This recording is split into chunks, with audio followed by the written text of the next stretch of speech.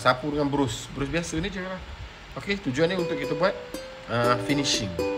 Okey, cikgu nak tunjuk contoh-contoh karya yang ada, yang cikgu sedang buat sekarang ni. Cikgu akan tolong anak murid cikgu lah. Okey, untuk pameran seni kan, ni ada banyak karya, nampak contoh-contoh. Ni dia orang punya ni semua ni. Okey, situ. Okey, alright. Cara nak buat dia mudah saja. Okey, tunjuk contoh lah nampak kan, dia guna screen pie ni.